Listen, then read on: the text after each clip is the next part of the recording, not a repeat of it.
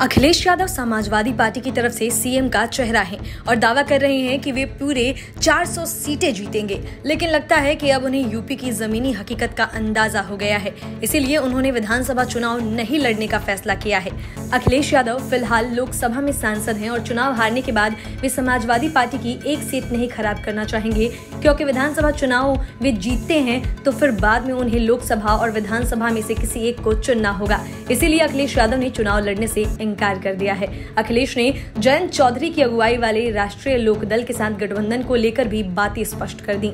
अखिलेश यादव ने यह भी कहा कि अगले साल होने वाले विधानसभा चुनाव के लिए सपा और आरएलडी के बीच गठबंधन को लेकर बात बन गई है। अखिलेश ने कहा कि रालोद के साथ सीट बंटवारे को अभी अंतिम रूप दिया जाना है।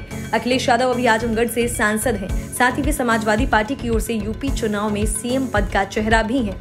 इससे पहले हरदोई में विजय रथ लेकर पहुंचे समाजवादी पार्टी के सुप्रीमो अखिलेश यादव ने कहा कि भारतीय जनता पार्टी दावा करती है कि सरदार पटेल के रास्ते पे चल रहे हैं, लेकिन इस सरकार के कार्यकाल में ही सबसे ज्यादा किसान दुखी हैं। अखिलेश ने कहा कि किसानों की आय कम हुई है, महंगाई बढ़ गई है, बेरोजगारी बढ़ गई है। जिस तरह से सरकार चल रही है सभी वर्ग अपमानित हो रहे हैं। अखिलेश ने कहा कि भारतीय जनता पार्टी के दो ही काम है, एक समाजवादी पार्टी के कामों के नाम बदलना और दूसरा शौचालय बनवाना।